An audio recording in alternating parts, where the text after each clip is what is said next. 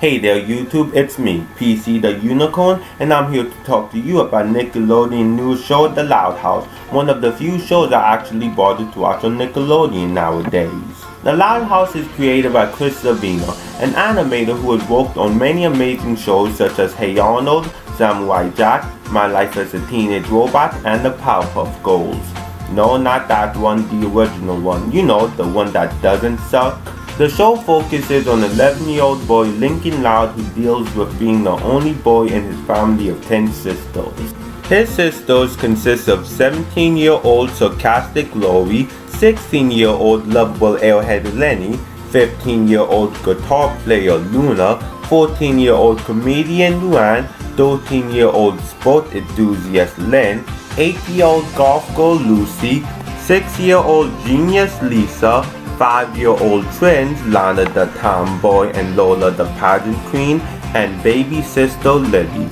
So, what exactly is so good about this show, you may ask? Well, like every good show worth their salt, the characters are what make this show enjoyable. Now, if the show were made without Lincoln having 10 sisters, it would have been enjoyable. After all, Lincoln himself is an interesting and relatable character, so making a show that just focused on him and his adventures through both school and life could have been great. But by giving him 10 sisters, with each of them having a certain personality, you get to see not only how his personality bounced off of each of his sisters, but how the sisters interact with each other. Speaking of Lincoln's sisters, all of them are a bunch of fun to watch, and I don't dislike any of them, but what makes them so great is that they don't have one thing that defines who they are. For example, Lucy may be a goth, but she can still smile and have a good time. Lola may try to maintain a proper image due to her being a pageant queen, but she can still have fun in the mud and goof around because she's just 5 years old. Luann may love to crack jokes and play pranks on her sisters, but she knows when to be serious when the moment requires it to be. All the sisters may have their own quirk, but that quirk isn't their entire character, which I love because it could have been so easy to make them just one note. There's also the parents who for the most part aren't really that involved in the show, but are still fun to see since they provide some good humor. And when I say see, I mean just seeing everything below their head. Yeah, the show does a whole Miss Bellum, but considering Chris did work on the Powerpuff Girls, I guess it isn't that surprising. Speaking of humor, this show provides humor of all sorts such as slapstick, puns, gags, fourth wall breaks provided by Lincoln himself, and some very clever adult jokes. The humor is fast-paced and almost all of the jokes land, though the best jokes are whenever Lenny or Luann talk because those two provide some of the funniest lines in the entire show. Hey guys, why can't a comedian tell a dirty laundry joke? Because it always comes out clean. Why did the chicken cross the road? To get to the other side, to run away from the cook, to prove he's no chicken. What are you doing with all this stuff? I need a ride to the mall, so Lori told me to make her bed. Which is weird, because I'm pretty sure she already has one. What are you doing? Going back to making Lori's bed. Nice craftsmanship. Ironically enough, those two are also my two favorite characters in the entire show. Now, animation-wise, the animators do a great job bringing everything together while also providing some great visuals. The show has a real comic strip feel to it, so when you're watching it, the show feels like it's a moving comic strip.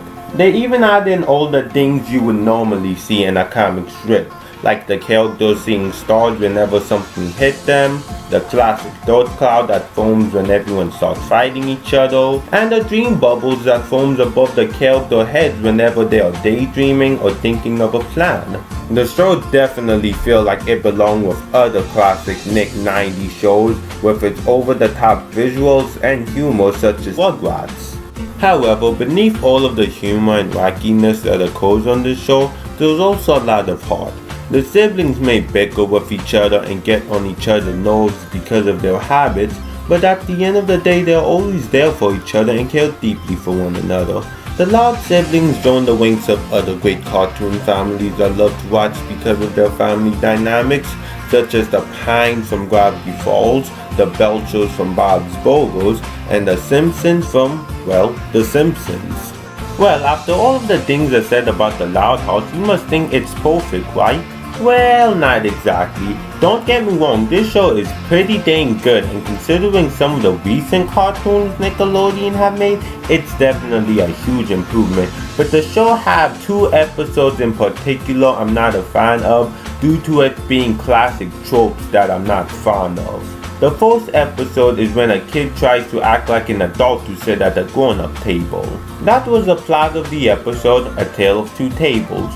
When Lincoln decided he didn't want to sit at the kids' table no more and sit at the adult table with his older siblings and parents.